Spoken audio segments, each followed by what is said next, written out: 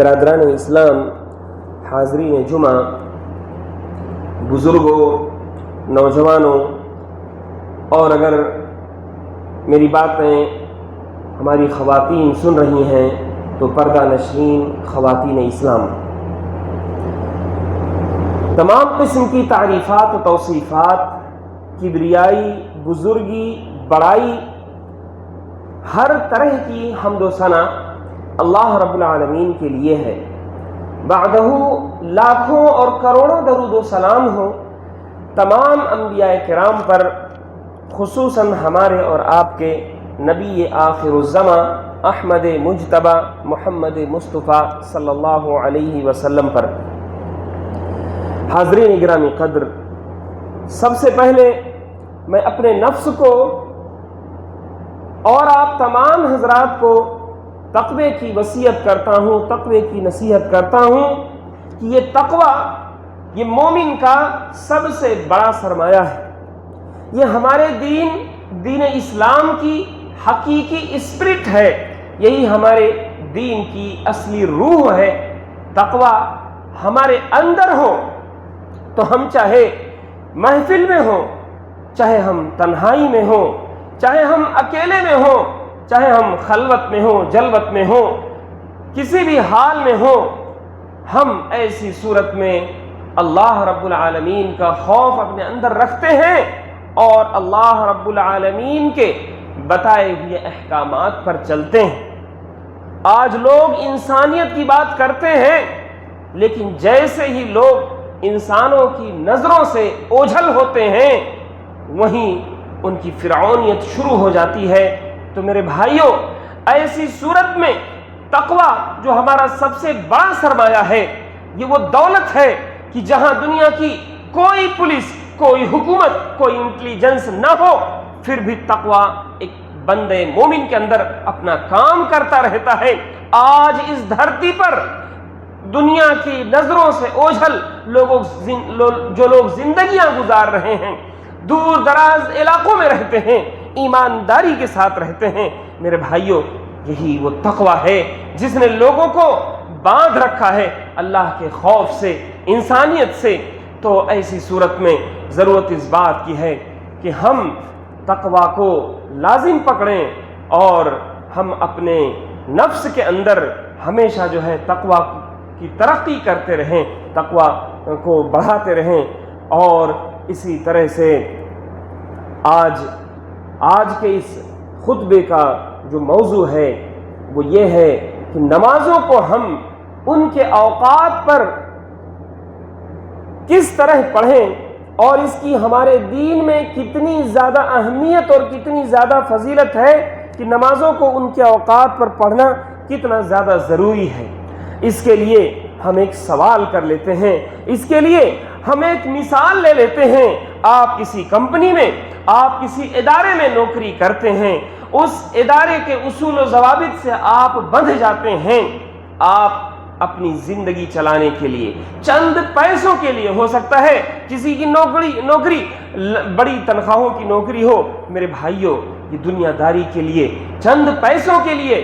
اگر ہم نوکری کرتے ہیں، اس کے اصول و ضوابط کی ہم پابندی کرتے ہیں،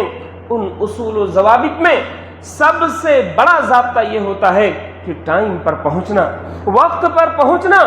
آج ہم اس کی پابندی کرتے ہیں، لیکن ہم جب یہ دیکھتے ہیں کہ ہم جس خدا کے بندے ہیں، جس اللہ نے ہمیں پیدا کیا، جس کے ہم صرف غلام نہیں ہیں بلکہ وہ ہمارا خالق بھی ہے، وہ ہمارا مالک بھی ہے، ہم اللہ کے غلام ہیں۔ صرف اتنی بات نہیں ہے کہ ہم اللہ کے غلام ہیں، ہم اللہ کے غلام ہیں۔ کیسے غلام ہیں؟ ایسے غلام کہ جس کو اس نے پیدا بھی کیا ہے، وہ ہماری ایک ایک سانسوں کا مالک ہے، اور اس نے ہمیں اس دھرتی پر بھیجا اس لیے ہے، وَمَا خَلَقْتُ الْجِنَّ وَالْإِنسَ إِلَّا لِيَعْبُدُونَ، تاکہ ہم اللہ رب العالمین کی عبادت کر سکیں۔ تو آج ہم اس روئے زمین پر جس کام کے لیے آئے ہیں، جس کام کے لیے بھیجے گئے ہیں، وہ کام ہماری نظروں میں کمپنیوں کی 2 ٹکے کی نوکریوں سے زیادہ گیا گزرا کام ہے کہ اگر ہم اللہ رب العالمین کے دربار میں وقت پر نہ پہنچ سکیں تو میرے بھائیوں، گویا کہ ہم یہ یہ ہم ثبوت دے رہے ہوتے ہیں کہ ہماری کمپنیاں، ہمارا ادارہ ہمارے لیے زیادہ اہم ہے، یہ مسجدیں، یہ اللہ رب العالمین کی عبادتوں کے لیے طے کیے گئے اوقات، یہ ہمارے لیے کچھ بھی اہمیت نہیں رکھتے ہیں۔ آج ہم اپنے اعمال سے اور اپنے زبان حال سے جو ثبوت پیش کر رہے ہوتے ہیں کہ ہمارے لیے دنیا کے مختلف قسم کے اپوائنٹمنٹ پر پہنچنا، مختلف قسم کے طے شدہ اوقات پر پہنچنا زیادہ اہم ہو چکا ہے، لیکن اللہ رب العالمین کے لیے طے شدہ اوقات، اللہ رب العالمین کی نمازوں کے لیے طے شدہ جو اوقات ہیں، ان اوقات پر پہنچنا ہمارے لیے ممکن نہیں ہے، ان اوقات پر پہنچنا ہمارے لیے غیر اہم ہو چکا ہے، غیر ضروری ہو چکا ہے۔ میرے بھائیوں، ذرا سا اس چیز کی اہمیت کو سمجھیے، جس چیز کے لیے اللہ رب العالمین نے مقررہ اوقات بنائے ہیں، اس چیز کی اہمیت کو سمجھیے۔ اللہ کے رسول صلی اللہ علیہ وسلم کو کوئی بھی معاملہ پریشانی کا ہوتا، اللہ کے رسول صلی اللہ علیہ وسلم کو کوئی بھی گھبراہٹ لاحق ہوتی، آپ صلی اللہ علیہ وسلم فوراً نماز کی طرف رجوع کرتے۔ بڑی سے بڑی جنگوں کے مسائل ہوں، لڑائیاں چل رہی ہوں، جنگ کا میدان سجا ہوا ہو، چاہے سیاسی امور ہو، دینی امور ہو، دو لوگوں کے درمیان جھگڑوں کے مسائل ہوں، اللہ کے رسول صلی اللہ علیہ وسلم کو گھبراہٹ لاحق ہوتی، آپ صلی اللہ علیہ وسلم فوراً نماز کی طرف رخ کر لیا کرتے۔ حضرت بلال رضی اللہ تعالیٰ عنہ سے کہتے اور یہ بتاتے کہ یہ میری آنکھوں کی ٹھنڈک نماز ہے، اور کہتے ارحنا یا بلال، اے بلال تم نماز کے ذریعے سے ہمیں راحت پہنچاؤ، سکون پہنچاؤ۔ یہ نماز جس کے بارے میں حضرت عمر بن خطاب رضی اللہ تعالی عنہ، جو نبی کریم صلی اللہ علیہ وسلم کے خلیفہ ہیں، ان کے نائب ہیں، ان کے وارث ہیں، وہ کہتے ہیں ان کو زخم لگا ہوا ہے، ان کو خنجر لگا ہوا ہے، ان کی جان آفرینی کے سپرد ہونے والی ہے، اس کے باوجود اس دنیا سے جاتے جاتے فرماتے ہیں لا حظ فی الاسلام لمن ترک الصلاۃ، اسلام میں کسی کا کوئی حصہ باقی رہ ہی نہیں جاتا ہے اگر اس نے نماز چھوڑ دیا تو یہ نماز کا وہ مقام ہے، نماز کا وہ مرتبہ ہے۔ اس نماز کے بارے میں اللہ کے رسول صلی اللہ علیہ وسلم نے جو اس کے مقررہ اوقات ہیں، وہ مقررہ اوقات بتائے، تو جب ہم نماز کی اہمیت کو اپنے دل میں رکھیں گے تو نماز کے لیے طے شدہ جو مقررہ اوقات ہیں ان کی اہمیت ہمارے دلوں میں جاگزیں ہو جائے گی۔ اور اسی طرح سے نماز کے لیے جو مقررہ اوقات ہیں، اللہ رب العالمین نے ان کو مسلمانوں کے حوالے نہیں کر دیا۔ اللہ رب العالمین نے قرآن کریم میں بہت سارے احکامات مجمل طور پر دیے اور اس کی ادائیگی مسلمانوں پر چھوڑ دی کہ لوگ اپنی سہولت کے حساب سے، لوگ اپنے اختیار کے حساب سے اسے ادا کرتے رہیں۔ لیکن میرے بھائیوں، جن چند مسائل کی پوری ڈیٹیل اور پوری تفصیلات کی ذمہ داری اللہ رب العالمین نے اپنے ذمے اٹھائی ہے، انہی میں سے ایک مسئلہ نمازوں کے اوقات کا ہے، اور وہ نمازوں کے اوقات کا مسئلہ اللہ رب العالمین قرآن کریم میں خود ارشاد فرماتا ہے۔ اللہ تعالیٰ کا ارشاد ہے ان الصلاۃ کانت علی المؤمنین کتابا موقوتا، کہ بے شک نماز مومنوں کے اوپر فرض کی گئی ہے وقت کے ساتھ۔ اس سے پتہ یہ چلا کہ اللہ رب العالمین نے مومنوں کے اوپر جو نمازیں فرض کی ہیں ان نمازوں کو کسی اور اوقات میں پڑھنا جائز نہیں۔ بخاری کی روایت ہے، اللہ کے رسول صلی اللہ علیہ وسلم نے فرمایا کہ اللہ رب العالمین کے لیے کچھ عبادتیں راتوں میں رکھی گئی ہیں، اللہ رب العالمین کے لیے کچھ عبادتیں دن کے اوقات میں رکھی گئی ہیں۔ نہ تو رات والی عبادتیں دن میں ادا ہو سکتی ہیں، نہ دن والی عبادتیں رات میں ادا ہو سکتی ہیں۔ بخاری کی روایت ہے، اللہ کے رسول صلی اللہ علیہ وسلم یہ بتانا چاہ رہے ہیں کہ نمازوں کو ان کے اوقات کے حساب سے رکھا جائے، کیونکہ کتابا موقوتا، اللہ کی طرف سے یہ فرض ہے، اللہ کی طرف سے لکھا جا چکا ہے کہ ہر نماز کا ایک مخصوص وقت ہے۔ آگے قرآن پاک میں اللہ رب العالمین ایک دوسری جگہ پر ارشاد فرماتا ہے اقم الصلاۃ لدلوک الشمس الی غسق اللیل، آپ نماز قائم کیجئے لدلوک الشمس، سورج کے ڈھل جانے پر، اب سورج کا جو ڈھل جانا ہوتا ہے، سورج کا جو مائل ہونا ہوتا ہے، دلوک کہتے ہیں سورج کے مائل ہونے کو، ایسی صورت میں ہمارے سامنے دو نمازیں آ جاتی ہیں، ظہر کی نماز اور اسی طرح سے عصر کی نماز۔ تو اللہ رب العالمین جب ارشاد فرماتا ہے اقیم الصلاۃ لدلوک الشمس، تو دلوک الشمس کے اندر دو نمازیں ہماری آ جاتی ہیں، اور اسی طرح سے فرمایا اقیم الصلاۃ لدلوک الشمس الی غسق اللیل، اور رات چھا جانے پر بھی نماز پڑھ، رات چھا جانے پر یہ نماز جو غسق اللیل، رات کے چھا جانے پر جو نماز ہم پڑھتے ہیں، اس میں بھی دو نمازیں آ جاتی ہیں، مغرب کی نماز، عشاء کی نماز۔ اللہ تعالیٰ فرماتا ہے اقیم الصلاۃ لدلوک الشمس الی غسق اللیل وقرآن الفجر، اور فجر کے وقت کی قرات، اور فجر کے وقت کی قرات کے وقت نماز پڑھنی ہے۔ یعنی جب اللہ رب العالمین فجر کی نماز کا ذکر صراحت کے ساتھ کر رہا ہے، اس کے ساتھ قرآن کی قرات کا ذکر کر رہا ہے، ان قرآن الفجر کان مشہودا، کہ فجر کے وقت کی گئی تلاوت، اس تلاوت کے اوپر فرشتے حاضر ہوتے ہیں۔ وہ کون سی تلاوت ہوتی ہے؟ وہ وہی تلاوت ہوتی ہے جو فجر کی نماز میں کی جاتی ہے میرے بھائیوں۔ تو ضرورت اس بات کی ہے کہ ہم اللہ رب العالمین کے ان احکامات کو سمجھیں کہ کس طرح سے اللہ رب العالمین نے مختصر اور چند الفاظ کے اندر پانچوں نمازوں کے اوقات کو قرآن پاک میں بیان کر دیا، ان کا پورا خلاصہ ایک آیت کریمہ کے چھوٹے سے حصے میں رکھ دیا۔ اور ایک دوسری جگہ پر اللہ رب العالمین نے فرمایا وَأَقِمِ الصَّلَاةَ طَرَفَيِ النَّهَارِ وَزُلَفًا مِنَ اللَّيْلِ، یہاں بھی ثابت ہوتا ہے کہ اللہ رب العالمین نے اپنی نمازوں کو یوں ہی نہیں چھوڑ دیا، بندوں کے، مسلمانوں کے حوالے کر کے نمازوں کو نہیں چھوڑا، بلکہ اللہ رب العالمین نے دنوں کے مختلف اوقات میں نمازوں کے لیے وقت بھی بتا دیا ہے، اور اللہ کے رسول صلی اللہ علیہ وسلم کے ذمے ان آیتوں کی تفسیر نہیں چھوڑی۔ اللہ کے رسول صلی اللہ علیہ وسلم وہ امین ہیں، وہ مفسر قرآن ہیں کہ وہ قرآن کی تفسیر کرتے ہیں تو وہ اوتھینٹک تفسیر ہوتی ہے، وہ اللہ رب عزت ذوالجلال کی طرف سے وہ تفسیر ہوتی ہے۔ وما ينطق عن الهوى، اللہ کے رسول صلی اللہ علیہ وسلم کوئی چیز اپنی خواہش اور اپنے من سے نہیں بولتے ہیں، وہ جو کچھ کہتے ہیں ان هو الا وحی یوحی، اللہ رب العالمین کی طرف سے وہ وحی ہوتی ہے۔ لیکن اس کے باوجود نمازوں کو ان کے اوقات کے حساب سے جب رکھنا ہوا، نمازوں کا ٹائم ٹیبل بنانا ہوا، اللہ رب العالمین حضرت جبریل علیہ السلام کو مدینہ بھیجتا ہے،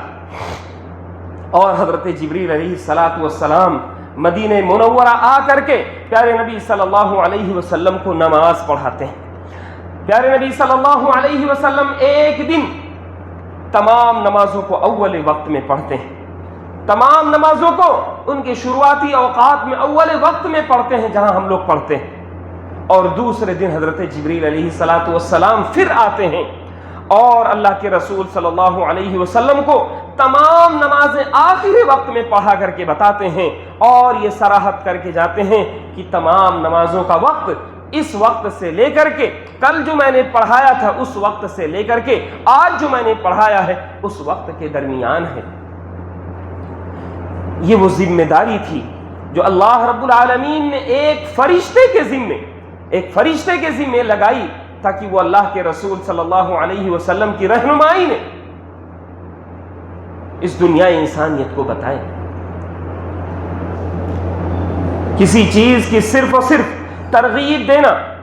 اس کے بارے میں لوگوں کو ابھارنا کافی نہیں ہے میرے بھائیوں۔ یہ ضرورت ہوتی ہے ایک علم کی، ایک گہرائی کی ضرورت ہوتی ہے کہ اللہ رب العالمین نے نماز کے معاملے کو کس قدر حساس رکھا ہے، کس قدر نماز کے معاملے کو سینسیٹیو رکھا ہے کہ کوئی بھی نماز کے اوقات سے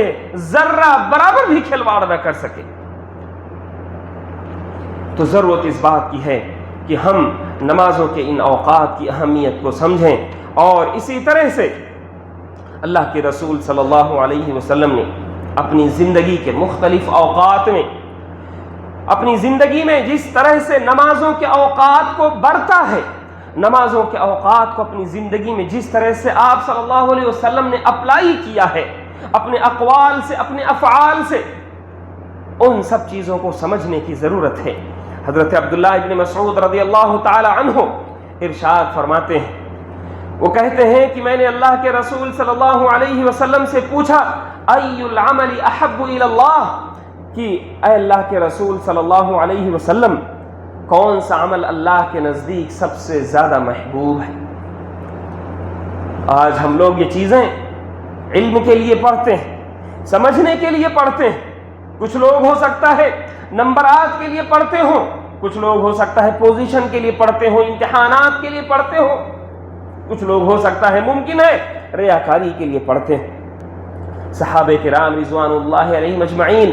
جب ان کی زبان سے کوئی سوال نکلتا ہوتا تھا تو دراصل ان کے دلوں میں وہ رغبت ہوتی تھی، ان کے دلوں میں کسی نیک عمل کے لیے وہ دلچسپی ہوتی تھی، ان کے دلوں میں وہ سچا جذبہ ہوتا تھا کہ اللہ رب العالمین کے نزدیک محبوب ترین عمل وہ کر کے اللہ کے نزدیک وہ محبوب بن جائے۔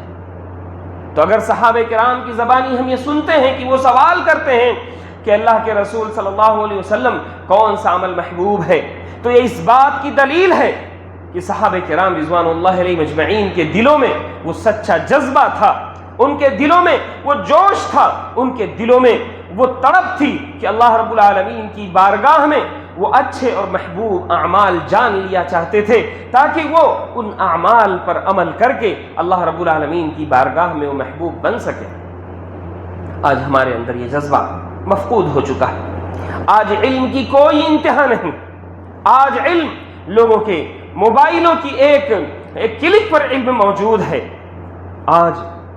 ساری چیزیں موجود ہیں، لیکن صرف اور صرف کس چیز کا فقدان ہے؟ ہمارے اندر اس جذبے کا فقدان ہے جو صحابہ کرام رضوان اللہ علیہ مجمعین کے اندر ہوا کرتا تھا۔ اللہ کے رسول صلی اللہ علیہ وسلم سے مختلف صحابہ کرام اچھے اعمال پوچھا کرتے تھے۔ کبھی کوئی صحابی آتا اور پوچھتا اللہ کے رسول صلی اللہ علیہ وسلم اللہ کے نزدیک کون سا عمل زیادہ محبوب ہے؟ اللہ کے رسول صلی اللہ علیہ وسلم اس صحابی کی حالت کو دیکھ کر کے اس کے حساب سے احب الاعمال یا اللہ کے نزدیک سب سے پسندیدہ عمل بتا دیا کرتے تھے۔ کبھی کوئی صحابی باہر سے تشریف لا رہا، کوئی صحابی ایسا ہے جو مدینے کا نہیں ہے، بدوؤں کے علاقے سے آیا ہے، وہ سوال کرتا ہے کہ اللہ کے رسول صلی اللہ علیہ وسلم افضل الاعمال، اللہ کے نزدیک اللہ کی بارگاہ میں سب سے زیادہ محبوب عمل کیا ہے؟ اللہ کے رسول صلی اللہ علیہ وسلم بیان فرماتے ہیں کہ الایمان باللہ، سب سے محبوب عمل اللہ رب العالمین پر ایمان لانا ہے۔ کوئی صحابی رسول پیارے نبی صلی اللہ علیہ وسلم کے پاس تشریف لاتے ہیں اور پوچھتے ہیں کہ اللہ کے نزدیک سب سے زیادہ محبوب عمل کیا ہے؟ اللہ کے رسول صلی اللہ علیہ وسلم ان کی جوانی دیکھتے ہیں، ان کی حالت دیکھتے ہیں، ان کے اندر وہ پختگی دیکھتے ہیں اور کہتے ہیں کہ اللہ کے نزدیک سب سے محبوب عمل جہاد فی سبیل اللہ۔ کبھی کوئی صحابی رسول اس حال میں پہنچتے ہیں کہ ان کے گھر پر ان کی بوڑھی ماں موجود ہے اور وہ پوچھتے ہیں کہ اللہ کے رسول اللہ کے نزدیک سب سے محبوب عمل کیا ہے؟ اللہ کے رسول صلی اللہ علیہ وسلم بیان فرماتے ہیں کہ اپنے ماں باپ کے ساتھ حسن سلوک کرنا۔ تو یہ پیارے نبی صلی اللہ علیہ وسلم کی وہ حکمت تھی کہ وہ سائل کی حالت کو دیکھ کر کے، سائل کی حالت کو دیکھ کر کے، اس کی ضرورت کو دیکھ کر کے محبوب عمل طے کر دیا کرتے تھے۔ لیکن عبداللہ ابن مسعود جلیل القدر صحابی، اور وہ ایسے جلیل القدر صحابی ہیں کہ جن کو خادم رسول ہونے کا شرف حاصل ہے،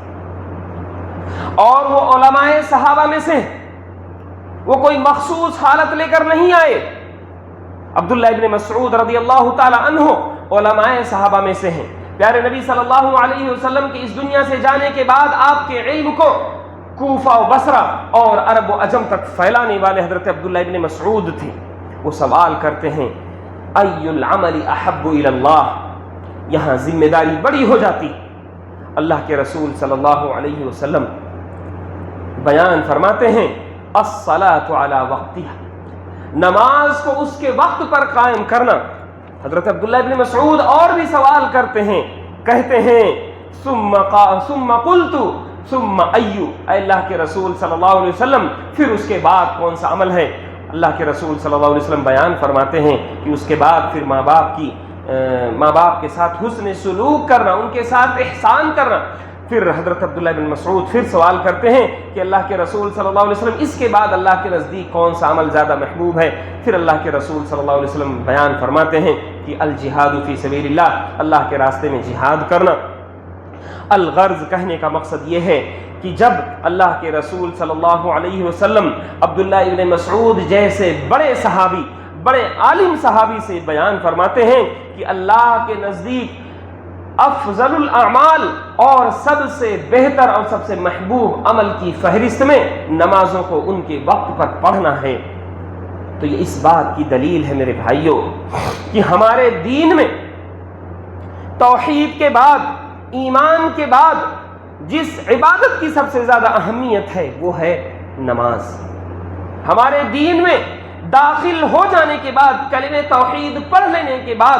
جس چیز کی سب سے زیادہ اہمیت ہے، جو چیز سب سے بڑی ہے، سب سے زیادہ عظمت کی حامل ہے، وہ ہے نماز۔ اور نماز کے بارے میں اللہ کے رسول صلی اللہ علیہ وسلم کا یہ فرمانا کہ الصلاۃ علی وقتہا، نماز اس کے وقت پر پڑھنا، یہ اس کی اہمیت کو اور زیادہ بڑھا دیتا ہے۔ اور نماز کو اس کے وقت پر پڑھنا، بعض حدیث کے شارحین نے، شراح حدیث نے علی وقتہا کی تفسیر میں لکھا ہے کہ اللہ کے رسول صلی اللہ علیہ وسلم جب بیان فرماتے ہیں کہ نمازوں کو ان کے اوقات میں پڑھنا، تو دراصل آپ صلی اللہ علیہ وسلم ابھار رہے ہیں کہ نمازوں کو اول وقت میں پڑھنا چاہیے، نمازوں کو اول وقت میں پڑھنا چاہیے، کیونکہ اللہ کا جو لفظ ہے وہ لام کے معنی میں آتا ہے، جیسے اللہ تعالیٰ قرآن میں ارشاد فرماتا ہے کہ اقم الصلاۃ لدلوک الشمس، اور لام کسی چیز کی ابتدا کے لیے آتا ہے، لام کسی چیز کے استقبال کے لیے آتا ہے کہ جب نماز کا وقت ہو جائے تو اسے پڑھ لیا کرو۔ بعض حدیث کے شارحین نے یہ نقطہ بیان کیا ہے کہ الصلاۃ علی وقتہا کا مطلب ہوتا ہے کہ نمازوں کو اول وقت میں پڑھا جائے، اور پیارے نبی صلی اللہ علیہ وسلم کا زندگی بھر کا معمول یہی رہا کہ آپ صلی اللہ علیہ وسلم نمازوں کو ان کے اول وقت میں پڑھا کرتے تھے۔ میرے بھائیوں،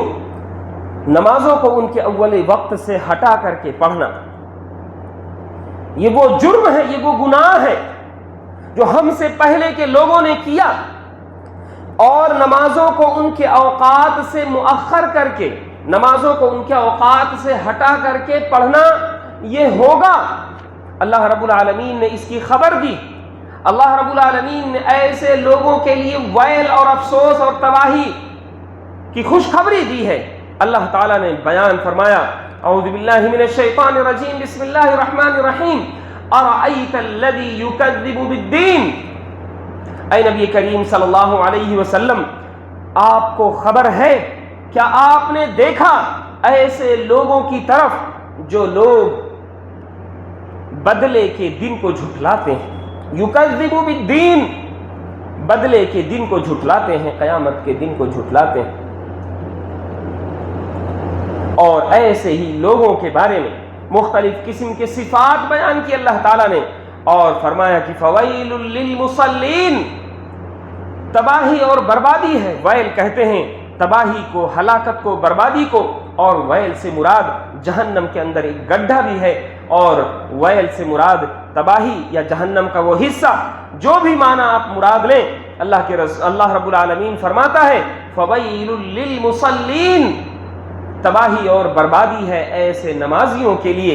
الذین هم عن صلاتهم ساہون، جو اپنی نمازوں سے غفلت برتتے ہیں۔ ایک نقطہ سمجھنے کی ضرورت ہے، اللہ تعالیٰ نمازیوں کے لیے تباہی اور بربادی سنا رہا کہ وہ لوگ جو اپنی نماز، ایسے لوگ جو نماز کو پڑھتے ہیں،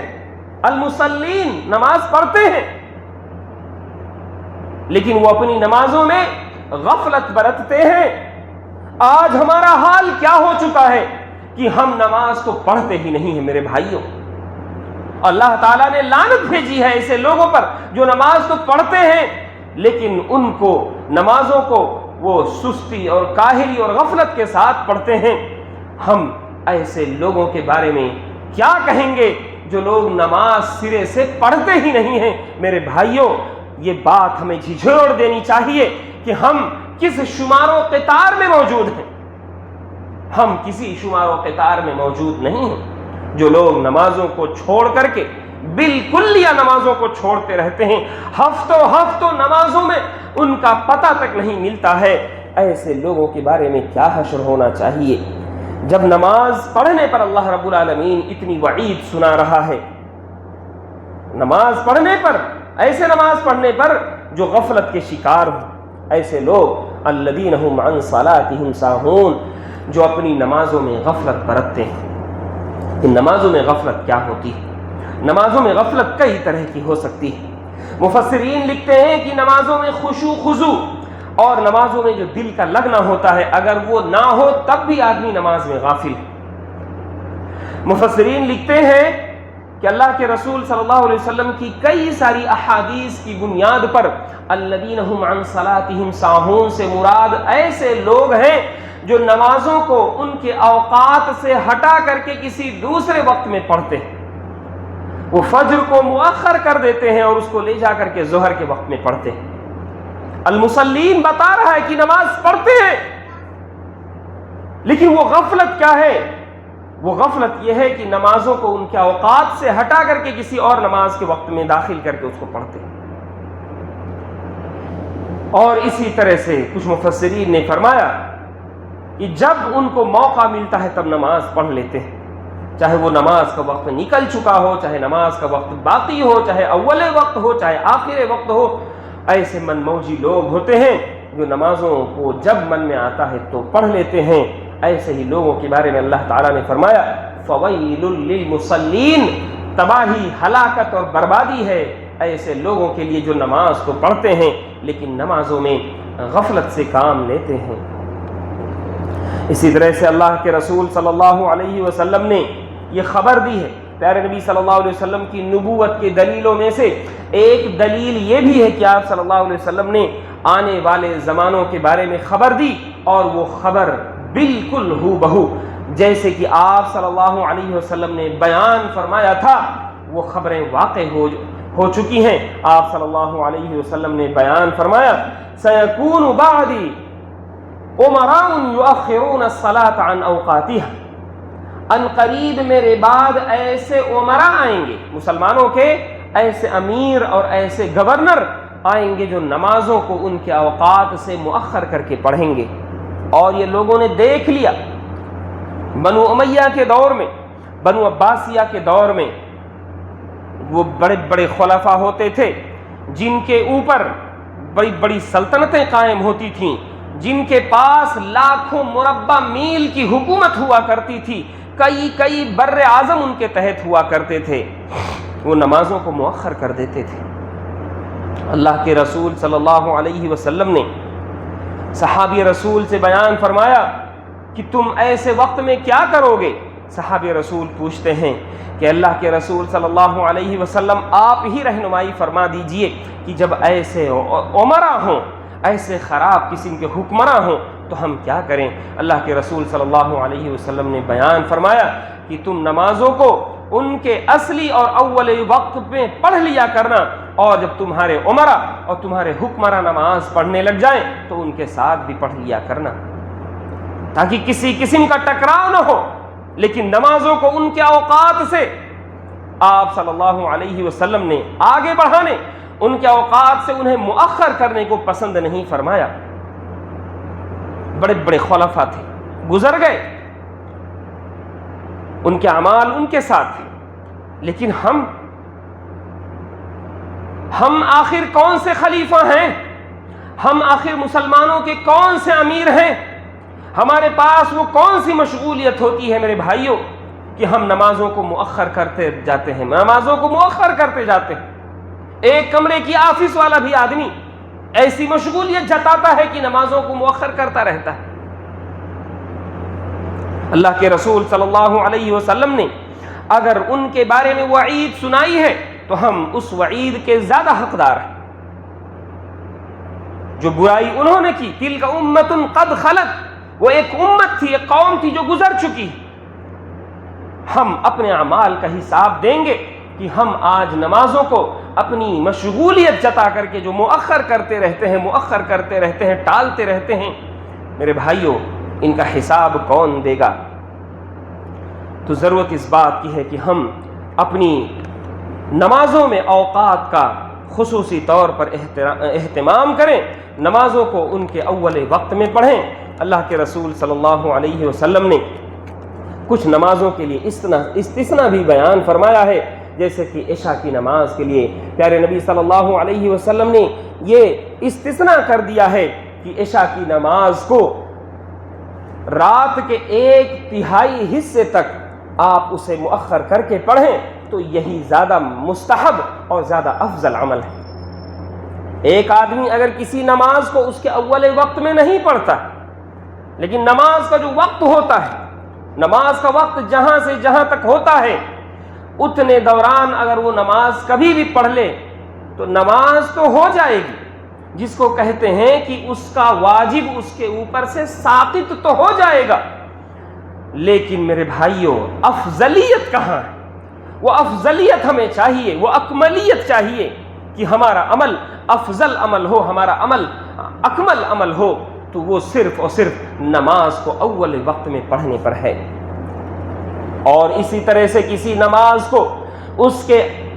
افضل وقت سے مؤخر کر کے اس کے اضطراری وقت میں لے جا کر کے پڑھنا۔ کچھ نمازیں ہیں ان کا ایک اضطراری وقت ہوتا ہے،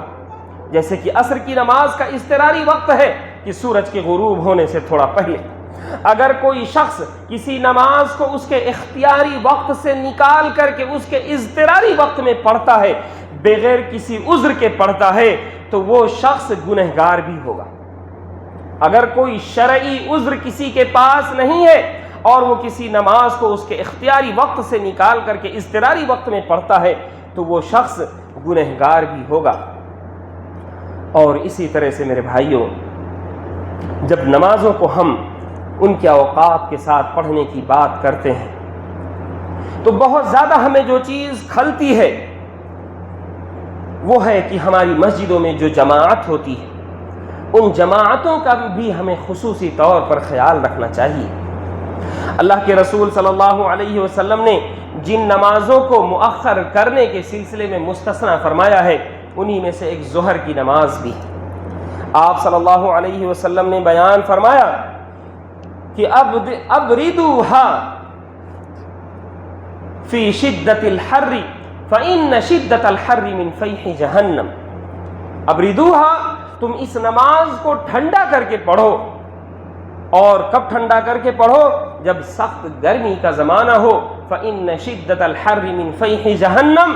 کیونکہ سخت گرمی کا جو زمانہ ہوتا ہے، یہ گرمی کا زمانہ جہنم کی لپٹ کا ایک حصہ ہوتا ہے۔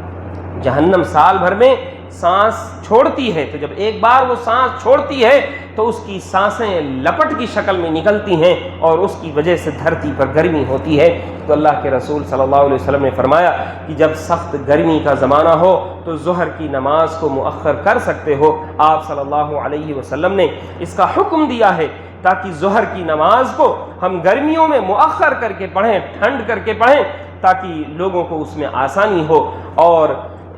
عشاء اور ظہر وہ بھی خصوصی موسم میں، اس کے علاوہ کسی بھی نماز کو مؤخر کر کے پڑھنے کی اجازت نہیں ہے۔ تو ضرورت اس بات کی ہے کہ ہم نمازوں کے اوقات کا خصوصی طور پر خیال رکھیں، اور جب ہم مسجدوں میں جماعت کے ساتھ نماز پڑھنے کی بات کرتے ہیں تو ایسی صورت میں ہمیں ایک چیز بہت زیادہ یاد آتی ہے میرے بھائیوں۔ بہت سارے لوگ پڑھتے وقت یہ مسئلہ اٹھاتے ہیں کہ مسجد میں آ کر کے نماز پڑھنا فرض ہے، کیا گھر پہ نماز نہیں ہوگی؟ ایسے لوگ سن لیں کہ مسجدوں میں آ کر کے جماعت کے ساتھ نماز پڑھنا فرض ہے، فرض ہے، فرض ہے۔ اس میں کسی بھی قسم کی ادھر ادھر کے فتووں کا سہارا لینے کی ضرورت نہیں ہے۔ مسجدوں میں نماز آ کر کے جماعت کے ساتھ پڑھنا یہی فرض ہے، یہی ہمارے دین میں ہمارے رسول نے اسی چیز کا حکم دیا ہے۔ اللہ کے رسول صلی اللہ علیہ وسلم نے فرمایا کہ میں نے عزم مصمم کر لیا تھا کہ میں لکڑیوں کے جلانے کا حکم دوں اور نماز کھڑی ہو جائے، نماز کھڑی ہو، اسی دوران ان جلتی لکڑیوں کو لے جا کر کے مسلمانوں کے گھروں پر پھینک دوں، اور ان کے گھر، مسلمانوں کے وہ گھر جن میں مسلمان اندر موجود ہیں، انہی کے ساتھ وہ گھر جل جائیں۔ اور کیوں؟ کیونکہ وہ نمازوں سے پیچھے رہ گئے ہیں، باجماعت نمازوں سے پیچھے رہ گئے ہیں۔ آپ ایک نکتہ جان لیجئے کہ اللہ کے رسول صلی اللہ علیہ وسلم کے عہد مبارک میں نماز چھوڑنے کا تصور نہیں کیا جا سکتا ہے۔ حضرت عبداللہ ابن مسعود ہی بیان فرماتے ہیں کہ صحابہ کرام رضوان اللہ علیہ مجمعین کے زمانے میں نماز چھوڑنے کا کسی سے تصور بھی نہیں کیا جا سکتا ہے، تو وہ لوگ کون ہوں گے جن کو اللہ کے رسول صلی اللہ علیہ وسلم ان کے گھروں کے ساتھ جلا دینا چاہتے تھے؟ یہ وہی لوگ تھے جو نمازوں میں یا تو تاخیر سے آتے تھے، یا ان کے نظر میں جماعت کی کوئی اہمیت نہیں تھی، اور سیدھا سیدھا یہ منافقین لوگ تھے جن کے خلاف اللہ کے رسول صلی اللہ علیہ وسلم ایک بڑی کارروائی کرنا چاہتے تھے۔ اس حدیث کو سننے کے بعد کیا کوئی شخص یہ کہہ سکتا ہے کہ نماز فرض ہے کہ فرض نہیں؟ آئیے ایک اور حدیث سنتے ہیں۔ حضرت عبداللہ ابن ام مکتوم جو کہ پیارے نبی صلی اللہ علیہ وسلم کی مسجد میں مؤذن ہیں، عبداللہ ابن ام مکتوم نابینا صحابی ہیں، مدینہ کے آخری حصے سے دور دراز علاقے سے مسجد میں آیا کرتے تھے۔ اپنی پریشانی بیان فرماتے ہیں کہ اللہ کے رسول صلی اللہ علیہ وسلم اگر آپ کی طرف سے رخصت ہو تو میں اپنے گھر پہ نماز پڑھ لیا کروں، میں ایک بیمار شخص ہوں، میں نابینا ہوں، اور میں جس راستے سے آتا ہوں وہ راستہ مخدوش ہے، گندگیوں کا راستہ ہے، وہاں پر کچھ جانور جو زہریلے جانور ہوتے ہیں، سانپ بچھو وغیرہ، اس طرح کی چیزیں وہاں پر بکھری پڑی ہوئی ہیں، میں نابینا ہوں اور میرا کوئی ہاتھ پکڑ کر لانے والا بھی نہیں ہے۔ اتنی ساری پریشانیاں بیان کرنے کے بعد رحمت للعالمین حضرت محمد مصطفیٰ صلی اللہ علیہ وسلم سے رحمت کی بھیک مانگتے ہیں۔ ہم اور آپ ہوتے تو ہمارا دل پگھل جاتا۔ اللہ کے رسول صلی اللہ علیہ وسلم جو ہم سے بھی زیادہ اس امت پر رحیم تھے، اس امت کے لیے شفیق تھے، آپ نے بھی اجازت دے دی کہ بالکل تمہیں اجازت ہے، تم گھر پہ نماز پڑھ سکتے ہو۔ جیسے ہی وہ مڑے، کچھ ہی قدم بڑھے کہ فوراً اللہ کے رسول صلی اللہ علیہ وسلم نے حضرت عبداللہ ابن ام مکتوم کو بلایا اور کہا کہ اے عبداللہ ابن ام مکتوم، تم یہ بتاؤ کہ کیا تم ندا اور اذان جو اس مسجد سے دی جاتی ہے تم سنتے ہو؟ کہا کہ اللہ کے رسول صلی اللہ علیہ وسلم، ہاں میں اپنے گھر پہ اذان سنتا ہوں۔ تو آپ نے بیان فرمایا، کہا اذا سمعت النداء فاجب، جب تم اذان سنتے ہو تو اب تمہارے اوپر واجب ہو گیا ہے کہ تم اس اذان کا جواب دو، یعنی چل کر کے ہر حالت میں اپنا جیسے بھی ہو انتظام کر کے مسجد تک آؤ۔ عبداللہ ابن ام مکتوم، اتنی مجبوریاں، اتنی پریشانیاں، ہم میں سے کون ہے آج ہم میں سے کون ہے؟ ہم کتنے بہانے تلاش کر لیں، ہم کتنے عذر لنگ اور مجبوریاں گنا دیں، عبداللہ ابن ام مکتوم سے زیادہ کوئی مجبور ہو سکتا ہے؟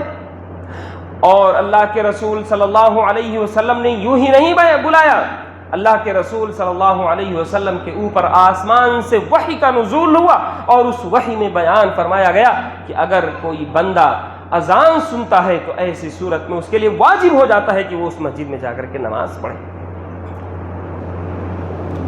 آج ہمارے پاس کیا عذر ہوگا؟ عبداللہ ابن ام مکتوم سے زیادہ مجبور ہم ہیں؟ ان کی پریشانیوں سے زیادہ پریشانیاں ہمارے پاس ہیں؟ ہرگز نہیں۔ تو ایسی صورت میں میرے بھائیوں عزیزوں، آپ لوگ نمازوں کے اوقات اور بالخصوص نمازوں کی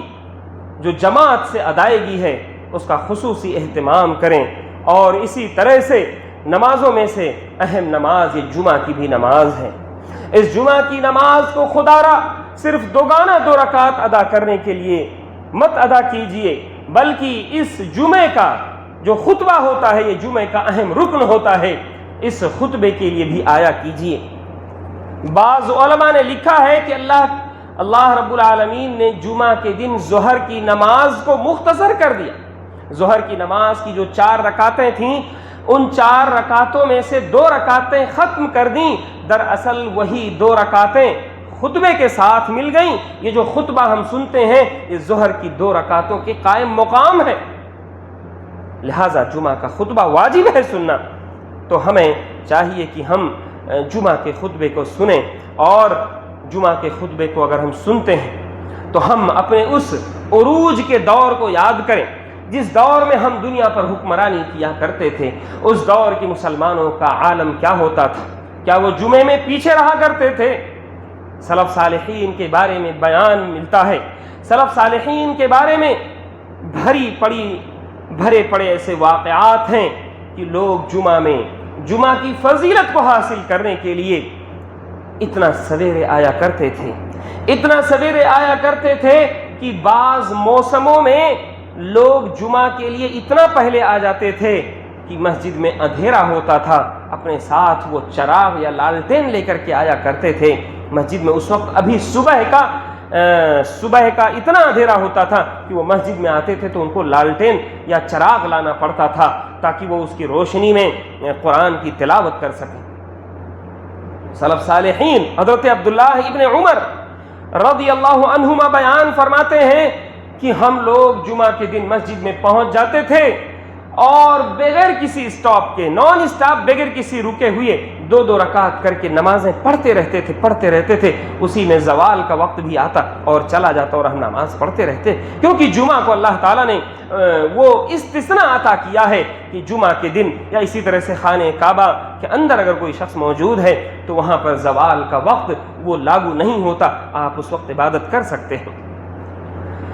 تو یہ وہ چیزیں ہیں جن کو سمجھنے کی ضرورت ہے. اللہ رب العالمین سے دعا ہے کہ رب العالمین کہنے سننے سے زیادہ تو حسن عمل کی توفیق عطا فرمائے. اے اللہ رب العالمین, ہم میں سے جو لوگ دنیا میں کسی بھی حال میں پریشان حال ہیں, اے اللہ ہم میں سے جو لوگ دنیا کے کسی بھی خطے میں پریشان حال ہیں تو ان کی پریشانیوں کو دور فرما دے. اے اللہ رب العالمین, تو غیب سے ان کی مدد فرما دے. اے اللہ تعالیٰ, تو ظالموں کے پنجے استبداد کو توڑ کر کے رکھ دے. اے اللہ رب العالمین, تو اس مسجد کو رب العالمین تو پائے تکمیل تک پہنچا. اس مسجد کو تو اپنے بندوں کے لیے شاندار بنا دے اور اس مسجد کو تو اپنے بندوں کے لیے کھول دے. اے اللہ رب العالمین, اس مسجد میں حاضر ہونے والے مصلیان کی مغفرت فرما دے. اے اللہ رب العالمین, ہم میں سے جو لوگ مریض ہیں انہیں تو شفائے کامل و عاجل عطا فرما دے. اے اللہ تعالی, ہم میں سے جو لوگ قرض دار ہیں ان کی قرض کی ادائیگی کا تو بہترین انتظام فرما دے. اے اللہ رب العالمین, ہم میں سے جو لوگ اس دنیا سے جا چکے ہیں ان کی قبروں کو تو نور سے بھر دے. اے اللہ تعالی, تو جب تک ہمیں اس دنیا میں رکھ ایمان و اسلام پر رکھ, اور جب ہمارا خاتمہ ہو تو ایمان پر ہو. اقول قولی ھذا واستغفر الله لي ولكم ولسائر المسلمين فاستغفروه من كل ذنب انه هو الغفور الرحيم.